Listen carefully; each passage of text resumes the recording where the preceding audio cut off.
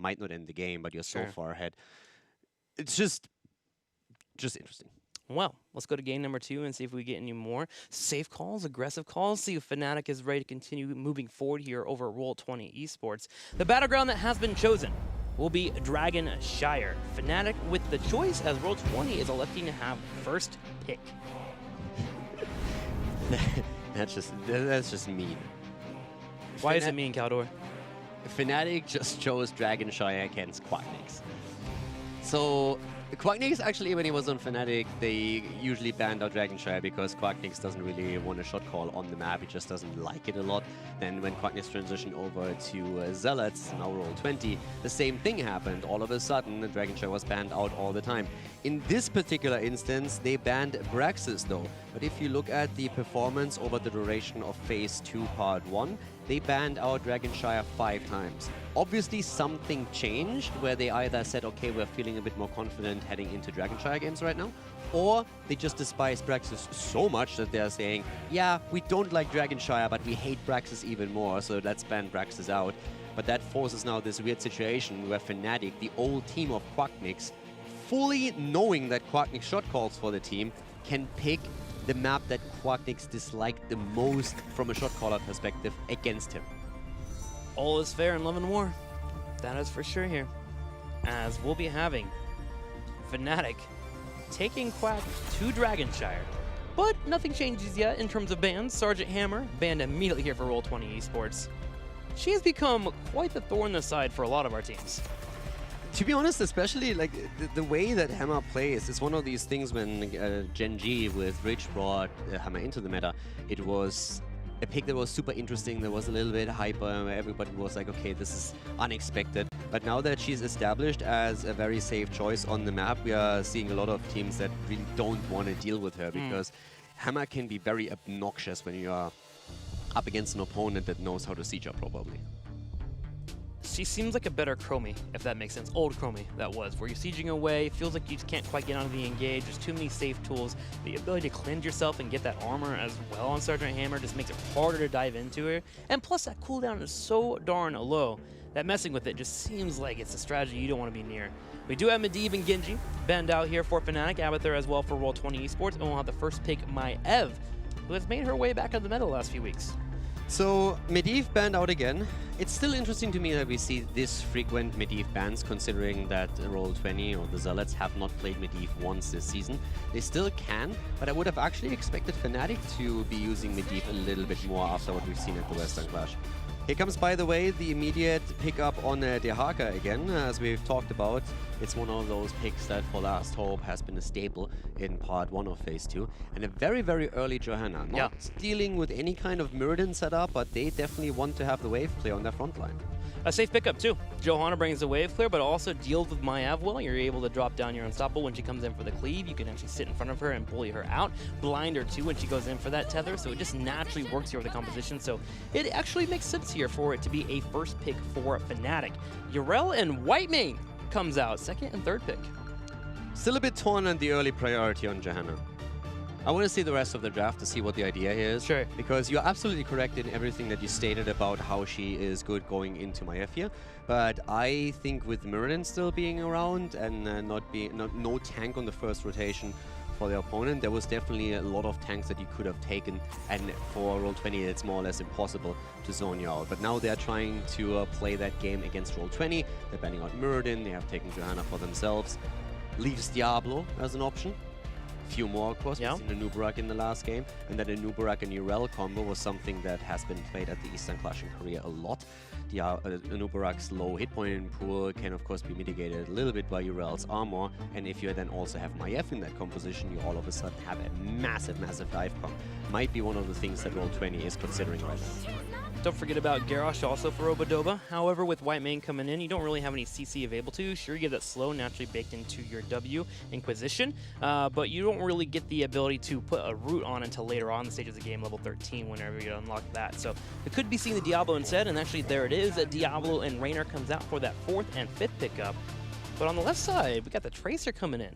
Yeah, Tracer for Schwimpy here. Now the question is, what is Mena going to get? Are we going to see, very likely we're going to see another mage. But what kind of variety is it going to be this time? Are we going to have Li Ming again? Maybe even, I mean, you could argue in favor of Jaina here as well. Junkrat. Okay. Junkrat is the one hero that always slips my mind. It has been true ever since the hero came into the game. Like, I have no idea why. Every time I'm looking at what are possible options for an opponent, Junkrat is the one that I never think about. He's kind of a hidden secret in a way. Even in like his traits, like whenever he drops down concussive mines, he can always have that small moment where he just surprises you, and it's enough to get a kill. Obviously, he brings in the wave clear, the Riptire Assault as well, but he's one of these heroes that either looks decisively strong or looks like he's not quite bringing the pain. It's just weird for me that I never think about Junkrat, especially just coming back from the Eastern Clash where we had a lot of Junkrat. Yeah. And then I look at a draft and I'm like, what could they pick here? And Junkrat is never a hero that crosses my mind. You need to play more Junkrat. The moment you get that first knockback under a fort, you feel like a king. I have a total blind spot on Junkrat. I don't know where it comes from. It's absolutely crazy. All right, well, if you ever see Caldor in Hero League, just pick up Junkrat, take him down, blow him up. Doesn't mean easy victories. Just because I can't up with the hero when I look at a draft doesn't mean that Junkrat actually insta wins against It's me. an easy victory. Just go with it. Just do it. Let's go to game number 2 here for Dragonshire, and we'll see how Junkrat performs against Roll20 and Caldor. Game on as we are heading into game number 2 with Breeze on Johanna this time. Shrimpy on his Tracer. Smexy with a Malfurion support to make sure that Tracer is able to get those shots in. Last Hope finds himself on Dehaka. And Mena, of course, on Junkrat. On the right side in the red, Roll20. Quatnix on Maiev, Robodoba on Diablo, Zarmi on Yorella, Chris on Raynor, and Shad to show off Whitemane for the first time here in Europe. White Rain, as we said before, was banned in Korea actually quite a bit, so I really want to see how this is going to come into play now for the European scene. Martyrdom taken as the level 1 talent here on the side of Whitemane. So it's all about the desperation plea, the Q. This has been a pretty standard build that you've been seeing from teams or players that have been playing in Hero League, moving straight into the Desperation Plea, talenting into it. Later on, whenever you do proc that Desperation, you'll be able to get a shield on yourself, so making it a little bit hard to dive onto her, which is a little bit on the frustrating side. Very similar to Kayn. Whenever you try to dive that target, much more tanky than you would think. I've seen a couple of builds for this, but yeah, we talked actually on the way here earlier about this particular build, but also Clemency as a level 1 talent sometimes can be quite strong, where it gives you a little bit more control over the heals with Inquisition. But yeah, the Triade Zeal, this is definitely something that we have to watch out for. And also the route that we have available for her, very similar to what you oftentimes will see with Stukov, very reliable as well. That's something to watch out for, especially, of course, on Tracer's side, if at any point Chad is able to make that connection. Night Camp being grabbed early here for Roll20 Esports. Fnatic, they are sniffing it out. Here comes Breeze, sharking in from the top right corner, comes in with the Condemn. Shwimpy's here as well. Fnatic's brought the entire party. What a beautiful invade. They might even get the kill here, not quite. Shwimpy, is he gonna fall? Quatnix tries to maybe thinking about going in. Shwimpy is gonna die here, but they still get the camp. As long as they can move away with Last Hope, they're gonna be fine. Junkrat making sure that at least Diablo is pushed away from this one. Zarmany is not going to be able to create an opportunity here, so they trade a Night Camp for the Trace alive. Absolutely worth here from Fnatic's point of view, but Shwimpy a bit too aggressive, a bit too deep, a bit too greedy, trying to get that extra kill. Could have moved away after securing the camp without any problem whatsoever, but him trying to chase down Whitemane just helped Roll20 to close in and, yeah, reinforce the situation. It gave time for Robodoba to flank around, come in around the corner, find the target he was looking for, and happened to be Tracer, who had used all of her blinks. And with that all being said and done, Roll20 Esports do lose their Night Camp, but they jump up a little bit in experience here, 4.25 to 4 of Fnatic. Not too far behind, though. Fnatic will be able to close that gap easily. So we're going to have control of the Shrines, moving over to Roll20 Esports. With Breeze standing firm in the middle lane, should be able to lose the Dragon. And when it comes to Whitemane, we're of course going to focus on her a little bit here today whenever she comes into the draft and into the games. We're now seeing on level... nice attempt here to go onto Mena by Robodoba, but it's actually Smexy that gets flipped over. But Whitemane continuing with a desperate plea focus here with the talents on level 4. We have now the Unwavering Faith taken. So elevates a little bit of the mana problems that you sometimes have with her. One of the things about Whitemane, she just laughs so much, dude. She's a maniac. Just constant laughter. More than Lunara. Listen to it. Just constantly coming at you. It's It's an annoying laugh. It is an annoying laugh. Like, I'm happy she's enjoying herself. Yeah, I mean, but like, it reminds me of yours. my laugh is fine. To be honest, the best laugh is still Junkrat. Junkrat is by far the best. You can't just attack me like that and then switch it up. It's just friendly banter. Ugh. Ugh. Come on, give me a hook. Nope, I'm not laughing for the rest of this podcast. I'm done. I'm gonna start sobbing from now on when I laugh at something. Just start crying. All right, I'll hold you to that. Okay. Well, Robodoba gets knocked off. One of the great tools for a Junkrat player is being able to control a shrine.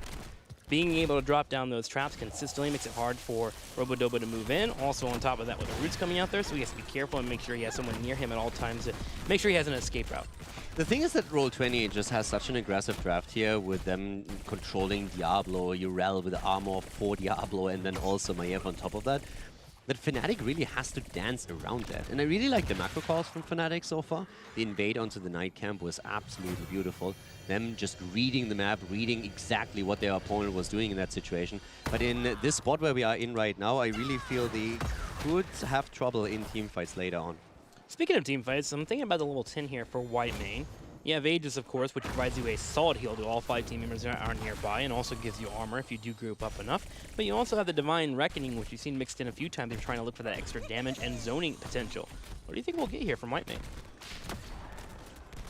Is it... Yeah, I don't know. I just talked to production, so that Yeah? was actually a great timing to ask me a question. What heroic do you like for White Mane, Mr. Caldor? I'm actually a little bit torn on the heroic because so far I really like Scarlet Aegis whenever you have any kind of fight like force onto a position, especially when we're talking about Infernal Shrine, for example. Divine Reckoning is also fine, but of course one of the problems with that is you have a 100-second cooldown. So if you don't get the value once you use it, then you are just down for nearly 2 minutes. So personally, I feel like Scarlet Aegis, when you can force the fights, is definitely worth it. And with Maiev being in there, I think that's probably going to be a great choice for them. Speaking of fight being forced, Fnatic's trying to force the issue here in the bottom right corner, but Robodoba is nice and healthy, getting healed up from Shad. Fnatic in a 5v4, unable to get the pick they were looking for, and we're in a position where they may have lost their Dahaka. Meanwhile, in the top lane, Urel continues to push. And this is a pretty tough push here for Fnatic to deal with, because them rotating down with the Haka is actually one of those situations where you have to get some kind of value out of it, and they didn't. So they all of a sudden started to lose experience at the top, and now Roll20 has taken that lead in experience for themselves, have taken another camp at the bot lane. They are now getting all the XP here in the middle as well. Cleaner calls from Roll20 here in the mid game. And they are. Another engage here in the middle. Shroom is able to blink out, but the Shrine is under control from Fnatic, so they can move in for the Dragon if they would like. Quack and crew already setting up to defend them, though, as they buy time for their teammates to finish the night camp in the top right. Zarmi will be able to grab that, but 10 right around the corner for both of our teams. Breeze again here in the middle, controlling that at least for now, but down to the bot lane, a 3-man, trying to push that in. Shad the entire time with the Lash is trying to find a bit of value here, but so far Fnatic has been dodging that out a lot. Shrimpy at this point still skirting the edges of every single fight here. Here comes the engage though with a disc, as we're seeing that moving in. Scarlet Aegis has been picked up on the side of White Mane. They're going for Smexy and they get their kill against Malfurion as Robodoba even pops Lightning Breath. Quick pick, and Zarmi's trying to buy some space here on the top to finish controlling this Shrine. Unable to grab it, Last Hope is standing firm, but Fnatic is going to be having to deal with this Night Camp pushing in the top lane. Mane will rotate over to deal with that. As we buy time for Malfurion to come back in the field, he'll be here in about 3 seconds, and Roll20 unable to grab both Shrines. But they do grab the Night Camp instead, so at least they have a push going for them. Yeah, we have 2 kills against 0 now in favor of Roll20, and to be absolutely honest, I'm coming back to the original issue. How do you kill anything here if Roll20 can force 5 versus 5 fights onto you? There are Isolation and Blessed Shield CCs available to you now, so that's at least something that Fnatic can use, but I feel it's still going to be tough if these 5 versus 5 fights keep to be forced upon them. So Roll20 has a very good setup when it comes to that.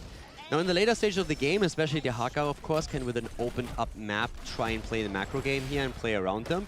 But I'm very curious to see how Fnatic is going to find these kills. It really comes down to both Schwimpy and Mane there. Junkrat, Riptire, and the ability to drop that Pulse Bomb on one target is going to be helpful. Yeah. But you have resistance there for a Rainer on a level 4. You have that built-in tankiness for White Mane as well with a level 4 pickup coming in. It is going to be a very difficult task. Feels like finding a number advantage is one of the best ways Fnatic can do that. I mean, even the Scarlet Aegis can be used to counteract Riptide or anything else. If your opponent burns a heroic cooldown, you might as well do the same thing if it helps you to stay alive here. Because outside of those engage tools for Fnatic, it's going to be tough for them to get these kills. They can try and set up flanks with Johanna and Dehaka, going in with the Blessed Shield and Isolation combo, and then focus on that one target. But who's the target going to be? Either you go for Reyna, Whitemane, or you go for Maiev. Those are the three that they have probably the best chances of taking down, but it's definitely not going to be easy for them. Roll20 is still maintaining that slight lead in experience, but at the top lane we should see Ralph focusing out that the solo lane. And again, Shrimpy under pressure and forces him back immediately. This is completely chunked. Diablo into the wall with Chris fall from auto attacks. You see him down to a quarter health. Has to use Blinks defensively. Robodoba actually coming in for another combo. Gets the toss. We'll put him here on the side, but Shrimpy turns around, puts the damage out. This might be the chance for Fnatic to try and secure a kill. But look at Robodoba, so tanky. Yeah, Blessed Shield, and immediately the Riptide afterwards. They're trying to go for him, and that should be a kill. No, it's going to be a close one. They get it, and the Isolation comes in, and now maybe another drag here. Shad is already a little bit low. Is trying to escape, and we're seeing them go in deep. Fnatic not able to secure that second kill, but definitely forcing Quacknix and Shad way back and top up at the fountain. I mean, the first one was a struggle as well. Barely getting the kill on Diablo, had to put everything out just to kill him. But the good news is now they've reset the souls for Diablo, so now they actually have a squishy target in the front line they can continue to focus. Zarmany gets caught in mid-transit as he heads to middle lane, but he was just trying to push in the top lane and buy some time. And Diablo also, besides the fact that he was already on 4 souls, has Soul Shield on level 1, so of course he was super tanky in that setup. But you could see how much it really took to kill him. He had Blessed Shield first thrown out, then Mena followed it up immediately by pushing him back with a concussion grenade, and then they went in with everything they had to set that one kill up. If they can do that again, that would be great, and it definitely gave them some momentum, but they haven't even gotten a Dragon Knight out of yet. They got a little bit of map control though, and that helped them to rotate over to the Knight camp and now start pushing through the top lane with it. Bit of a testament to how well both these teams are controlling the map right now, and no Dragon coming online for either of them. There's been a lot of rotations between the Knight camps, the Giants as well.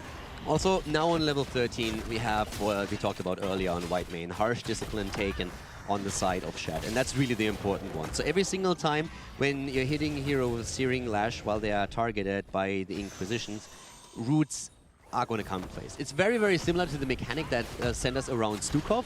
So you're trying to get that lockdown, and if you happen to get it against Tracer, that would be the absolute dream here. Containment Disc already coming out, as we're seeing both teams going for a bit of an aggressive play at the top lane.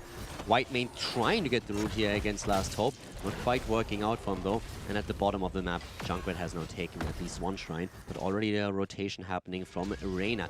Very nice move though on the side of Reyna here, moving safely around. So Chris not going directly down, that would have brought him directly into a sandwich between Shrimpy and Mena. So Chris definitely playing the safer game here and survives because of it. Yeah, that's one of those things that you learn about Reyna when you're playing him. Sure, you dish out a lot of damage, but if you ever do get caught out of position, in a 2v1, you are just destroyed and wiped off the map. So Chris, playing it careful, playing it slow, making sure that if he's not near teammates, he is, of course, near structures.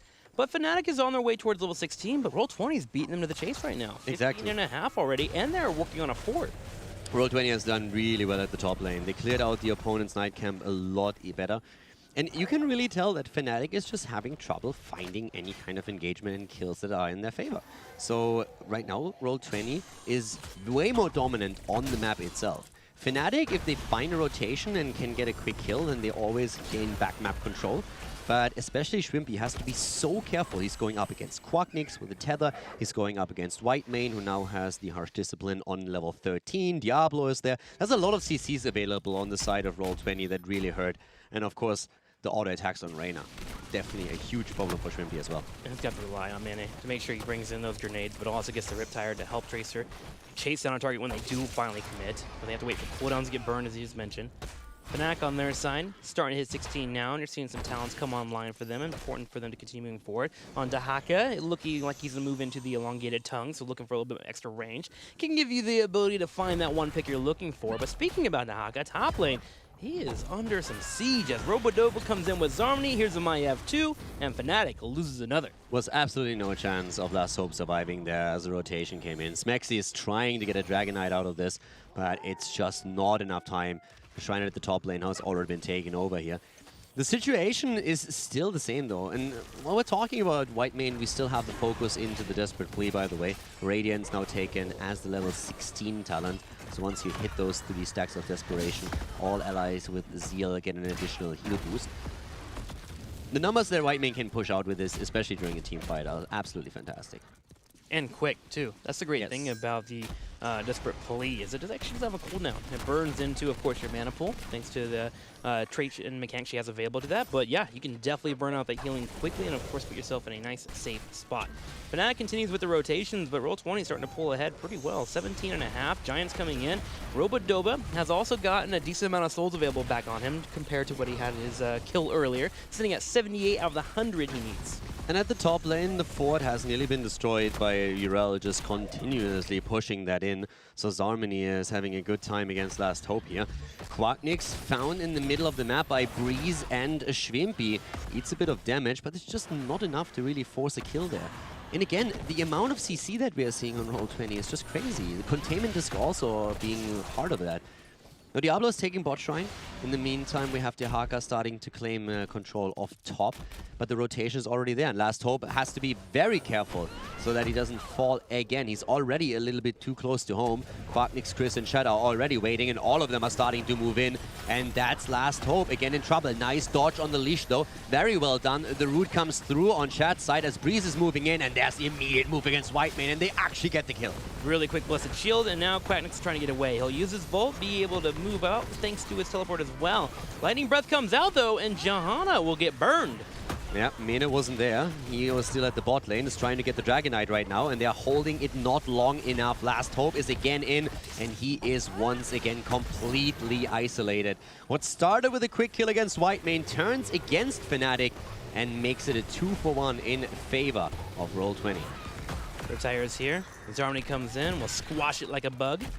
Gives time for Chris to step up, and finally Fnatic has to back away from this top shrine. Fnatic has to just control their calls a little bit better. If they want to take the team fight at the top lane after they get the kill against Whitemane, they need to rotate Mene in. But Mene was trying to get the bottom shrine and then going for the objective. So Fnatic's idea was, hey, we hold top long enough for you to grab the DK, but that didn't quite work out. And if you look at the status of the game now, we have 5 kills for Roll20, only 2 for Fnatic, and level 19 versus level 18 in favor of the former Zealots. So this is a pretty annoying situation for Fnatic to be in. They find occasional kills where they lead with the Blessed Shield and then they jump onto Whitemane or anyone else. But overall, it's Roll20 that just runs the show here. And they're setting up for a dragon too. They're building up towards it. They have a Night Camp pushing in the top lane, which allows Urel to leave that top lane, allow for that to push in naturally. They have level 20 any second. Yeah. So it's even worse. And with the fort at the top lane destroyed, Last Hope also can't move in. He doesn't really have an escape available to him once the rotation comes in. If there wasn't this much CC on the side of Roll20, he could always burrow away. But nearly every single hero on that lineup has something to interrupt his burrow once that he comes through. So Dragonite is taken, Roll20 is a level ahead. Fnatic is just suffering from the draft that they have here. It's just not comparable to what Roll20 has brought onto the field. First dragon, 16.5 minutes, comes on out, and Roll20 will start to clean up some infrastructure. Fort already down in the top left corner, but they have a middle fort they can start to take out, and they already have the rest of Roll20 in the bottom lane. But here comes the Tire as Schwimpy moves in. He gets chunked down to barely any health, and with the help of the Riptire, you only put Chris down to half health, but here's Shad to heal him up. Yeah, and that was absolutely ridiculous. I mean, Chris just moved in and chunked him down. Tracer really suffering here, and just not getting numbers out at this point. So Roll20 is in a spot where they are now in just a dominant position, but they haven't won this game by a long shot yet. Fnatic has found continuous kills with a setup through Breeze and his Blessed Shield. So if they can again get that kill against Reyna or against Whitemane, then they are in a position where they can, with good macro decisions, definitely start to gain some momentum on the map and also secure a few objectives for themselves. Last Hope definitely starting to run the global a lot more actively, being at the top lane now, pressuring the fort. They get level 20, and that gives them a lot of tools where they can try and get these kills. So Roll20, in my personal opinion, still in a favorable position thanks to the draft and the 5 versus 5 prowess that they have. But Fnatic has already found a few of these isolated kills, and if they can find another one, they can definitely gain momentum. And 3 important level 20s come online for Fnatic 2 here as they hit 20. Cannonball for Junkrat, helping out with the damage. Radius, of course, of base attacks and frag grenades help with putting out that damage. And of course, just getting the reset in level 16, those endless nades. Then you have Get Stuff coming online for Tracer. So if you do find someone low enough that you can blow up, she can help secure that kill. And then, of course, the big pickup for Dehaka at level 20. Contagion coming online. Naturally, you're seeing Whitemane and Rainier being next to each other. If you can find one more target to be a little bit closer and get a 3-man isolation, that's where that Riptire can come in there and help clean up somebody and get a kill. Roll20 is really starting to target Last Hope. They've done that several times now, where they made a rotation with 2-3 heroes towards the top lane and hope that Last Hope oversteps so that they can pounce on him. Yeah. He's starting to play a lot more safe and defensive, and that allowed also Fnatic now to get another camp at the bot lane. But here comes that flank already, and Zarmini, if he makes it engage, jumps away. But if he made the engage, then especially Dehaka needed to move in, and he does it anyway. So Dehaka is already on the move straight into this. Indestructible is now being picked up by Breeze as well. For Johanna was hesitating for a long time on the heroic ability. Robodobo was trying to get a pick on Tracer, but she was able to step away. And coming back to that point with Last Hope, I mean, that's just the life of a side laner. It's one of the things that you have to realize when you do play side lane, is whether or not the opponent is starting to focus you. And if they do as Last Hope here did, play defensive. That's okay. You don't have to get every single ounce of experience. Your job at that point is to stay alive and make sure those minions don't get on top of your forts, get on top of your turrets, and destroy them. At this point, though, we have is definitely a situation where they have to deal with the top lane. That's what they're doing right now. So this is, it's a pretty slow game, just simply because Fnatic realizes that they have a tough time taking 5 versus 5 fights. The draft is just not in their favor when it comes to that. So Fnatic is playing extremely passive. That makes it difficult for Roll20 to force any kind of battle, since Fnatic is rotating very much around them whenever those shrines are. Schwimpy being attacked here.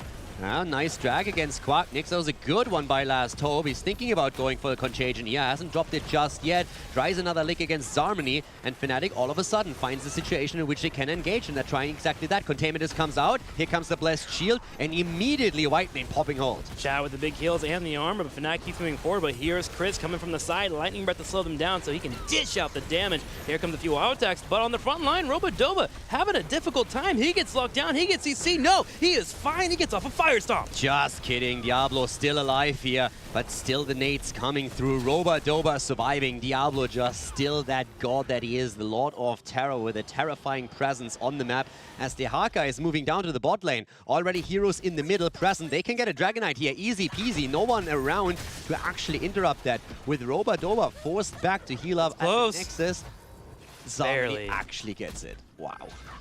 Zarmini getting up there just in time. Will deny the dragon from Fnatic. And that was an important stop, too. Look at that bottom 4. It's actually halved out. They could have moved him for a keep. I didn't even see that he had the time to go up there in just in the nick of time to make that happen. Good job by Roll20, though. I actually expected Fnatic to even leave someone up to the top and just delay it for a little bit, but that didn't really happen. But you could see in the last fight, if Fnatic gets a few hits in, they can try and take these fights. It's just initiating into a full HP 5-man is really not what's gonna do well for them. But Robodoba surviving there was just absolutely ridiculous. And of course, in particular, him getting the wall stun there once again, that was a huge part of that. Getting those stuns in, seeing the heroes for just a bit and dodging so out on some of the damage was huge. It also showcases how difficult the Dehaka life can be. We had the drag connect with Maiev, and he went to fall open into isolation afterwards on top of her, but she bolted it, and that made sure it didn't get transferred over to other members of Roll20. And that was 2 possible kills Fnatic could have had, and it all comes down to getting those lockdowns. Now, of course, on their side, Roll20 is doing a really good job making sure those are not connecting, but the possibility is there for Fnatic. Schwimpy not panicking here. Not going for a rewind, just simply darting out, and that helped him. But it was a nice setup from Robodoba. I really like the way that he's now anchoring a lot of these plays and creating opportunities by waiting for a wall stun and making that happen. But Fnatic is starting to push up a little bit. They realize they have to at least create some space here, and so now they can push in. Urel has shown at the top lane. Another attempt to go for Robodoba. Again, the push back by Mena. But that was a big cooldown that got burnt here. I'm not quite sure it was really worth it. Robadoba already getting a bit low. Once again, White Main with a Scarlet Aegis being used here as Breeze is trying to control Quacknix on his Maya. Here comes Zarmon. He comes in with the jump, gives out the armor. The Pulse Bomb that gets stuff hits, but Diablo stands firm. Another huge Fire Stop comes out, but Diablo finally will get picked off. And next, it's a Maiev. Last Hope comes in with the drag. Will he have another one here as he works in those auto attacks? Zarmon in the bottom left uses Darted Defender. Quacknix nearly taking down Breeze and Last Hope here, but they both survive. Zarmon, on the other hand, he's already in trouble. They're trying to go for him again, and that should be a kill against Urel. The double kill. Diablo is back to business, but has lost his souls, and now that Urel is down, Dehaka immediately moves up to the top lane, starts taking that shrine. Fnatic finally found that engage that they were looking for, and this is very likely going to be a Dragon Knight for the blue team. It only takes one pick. Fnatic moves in, gets the channel. Breeze looking for the dragon, and there she is. 23 minutes in, and this dragon's going for bottom lane. But in the last fight, you could really tell how Maiev was chunking them down. Quacknix was under so much pressure and simply turns around and gets his Qs in, one hit after another, and is able to make sure that he nearly gets a double kill there. And Fnatic just has to back off, but they still had Urel as a fallback option and went for her. But this is a 23-minute Dragon Knight, and that thing hits like a truck. So right now, Fnatic trying to at least get a keep out of this. Now watch Junkrat here. He's going to keep dropping these cannonballs as much as he can on the path of where the dragon is going, and hoping to get a couple of resets on his level 16. This also buys space for the Dragon Knight to continue hitting the keep. And that keep is falling down to half health underneath the core. The big lightning breath coming out for the music with it. A little ridiculous. El Mariachi. Yes, there it is. He needs to put a sombrero on when he does that, honestly. We do have the constant poke coming in, but Fnatic, after getting through this lightning breath, will turn their attention to finishing off this keep. I'm a little bit surprised that he didn't go a bit deeper and just simply hammer the keep down there. Probably still thinking about potentially going for a core here, just looking for a kill. And yep, the Dragon Knight is already moving forward, trying to get a few hits in, and that's all of a sudden something that Roll20 has to react to immediately. Those shields are gone within seconds, but Breeze has to move out. Dragon Knight just not healthy enough, and now they find themselves in the back foot. So that is a slow retreat that they have here, because Roll20 is going to try and chase them down. 97% on the core. And Fnatic is still looking for a chance to fight here, especially against that soulless Diablo. Last Hope is looking for that drag. If he can land that, move straight into the isolation and have a Blessed Shield, that could be a dead target. Even Zarmony himself could fall before popping that Ardent Defender. I'm not sure if I like that siege, though. This is very similar to what you saw in game number 1, where you're asking about these core calls. This is a scenario where we wonder if Fnatic is going to try and pull back, or if they're just going to try and force it. I mean, they have Junkrat, so they're apparently thinking that with Junkrat alone, they can just siege up. If they go for Quacknix now, maybe the drag is in. Here comes again the Lightning Shield. The Blessed Shield comes out too, but also the Containment Disc of Maiev has been used here as they're trying to go for the kill. Roll20 is willing to engage into that battle. Breeze is low, and Smexy is for most of the time outside of the range of the Tranquility. They're turning it around again, trying to get the kill against Harmony. And Main is just shelling away from that backline with Junkrat. Trippy is waiting for someone to overstep so he can drop that Pulse Bomb and move straight into the get stuff, but nobody steps over for Roll20 Esports. They will successfully defend. They do lose 3% on their core. Look at these waves in the mid and the top lane. They're absolutely insane. Fnatic has to deal with that at some point, but they're taking the camp away first. Now starting to retreat here. Dehaka's taking the top. Huge amount of experience, first of all. But of course, you need to alleviate the pressure from your gates too, and that's where Mane comes into play, at least when it comes to the middle of the map. All right, so we have made it to 26 minutes on a Dragon Fire. We have had only a Dragon for each team once, so a total of 2 Dragons, and we have a Shrine activating in 15. This Dragon will end the game, most likely for either of our teams are able to grab it as we move to the late game. So both teams are desperately setting up to get their waves pushed in. Roll20 has to be really careful. The bot lane Siege Giants pushing through with catapults 26-27 minutes into the game. They would chunk down that core so quickly that Roll20 is going to be forced to react to the bot lane pressure. So Fnatic can actually try and play the game around the top shrine instead. And if they do that, the bottom lane is always going to find value. Mena is already getting the channel right here. Dehaka is playing very passive towards the top because Roll20 is hiding in vision, or in fog, so no vision at all for Fnatic right now. But as soon as they are now seeing everyone at the bot lane, the rotation towards the top is going to happen right away. And that's exactly what we're seeing right now. I like that you brought up that they can focus on the top lane. It's because that's why they grabbed the Giants in the bottom left and the bottom right, to make sure there was no way for Roll20 to offset that pressure from the catapults coming in. Yeah. Sure, they can move them for the night camp, but that should be cleaned up by catapults pretty naturally. You have Dahaka, you can peel back if you need to. You can look at taking the fort in the top right corner. This entire play screams macro play from Fnatic and puts Roll20 in a bit of a weird spot. Now, Roll20 goes for the easy play here. They grab the night camp on the bottom to have that slow down that bottom lane push that you were mentioning. And also now another fort falls at the top lanes. That was well done by Fnatic here. They shifted everything up to the top. Now, it doesn't matter too much at this point, but it's definitely Roll20 losing out on another anchor point that would help them to be a bit safer if there is a fight towards the top shrine. And look how deep Dahaka goes with this. Dahaka actually is starting to push the wall, but he needs to be very careful and, okay, move back to Hearthstone, back to the Nexus. Super important for him to make that play. But that camp is still pushing through the top, and it's a massive wave that is with the camp. So they're going to lose out on the top wall at the keep for sure. Roll20 will put back Urel to work on clearing up that night camp. That signals to Fnatic they can grab the bottom shrine, and they will grab it. The rest of Roll20 is already grouping up as 4 and rotating to the top. So you can assume safely, if you're Fnatic here, there's either two things happening. Either A, they're going to grab the shrine in the top lane, or they're going to be grouping up in the middle. And you see everyone being careful. Johanna leading the charge, making sure not to get spotted out before they finally see Chris in the top lane. This is one of these games where the entire time, if you're Fnatic, you know that in those team fights, you have a tough chance to making anything happen, but they're looking for opportunities. They're super patient. Roll20 is trying to force fights, is not finding them right now. So it's a huge dynamic here between the two teams, where both of them played extremely safe.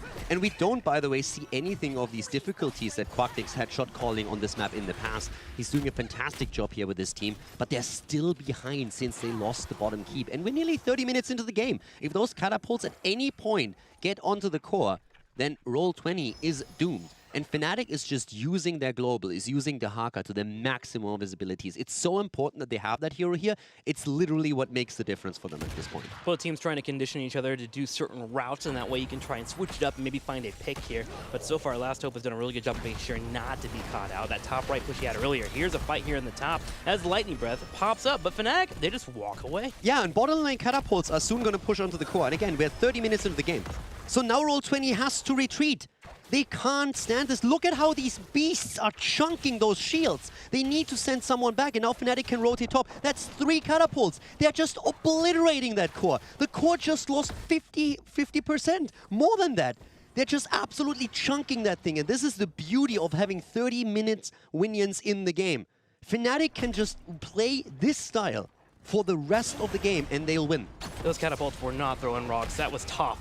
Throwing boulders from the last airbender, destroying that core as it continues to get low. 38% left here for Roll20 on their core. They have to force the issue. There's another catapult moving through the top bot lane. Fnatic only has to keep them here. It's all they have to do. Don't die, but you don't have to engage. There's the threat of a Dragonite in the mid lane, but catapults are amassing at the bottom of the map once again. That there are two already grouped up. Urel gets caught here with the drag, and she is down. Roll20 is in a 4v5, and they have to fight now. They gotta win a team fight, and then they have to deal with the catapults. But Fnatic is not giving them a chance. The Winions are on the core, and that should be all she wrote. Quacknix is already on the way back, but it's too late. The core should fall here. The minions are trying to clear it up, but that's just not happening. GG as Fnatic takes the 2-0 in this game.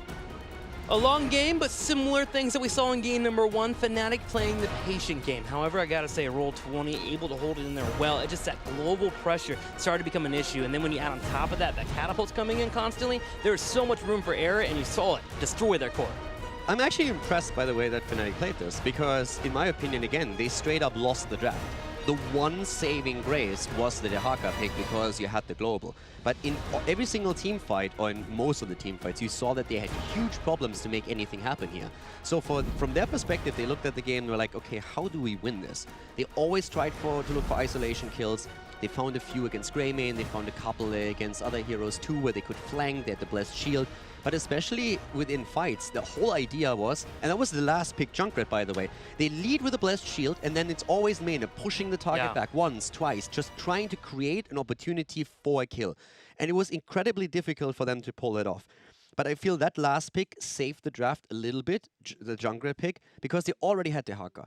But with Junkrat, they got even more wave clear. So they looked at the opponent's draft and said, guys, in a 5 versus 5, 9 out of 10 times we're screwed. Yeah, we're not winning. So the fight. let's play the wave clear game, play around them, use the global, and once that they got the keep at the bot lane, at that point they knew if we don't die and we just use the Haka, we should win this because we can just let them chase us the entire time, and as soon as the minions scale even more, the bot lane is always going to pressure, and that's what eventually won them the game here. So the patience that they've shown and the understanding of how much of a problem teamfights would be for them, that really is something where I say, okay, in part 1 of phase 2, they would have forced a needless fight somewhere.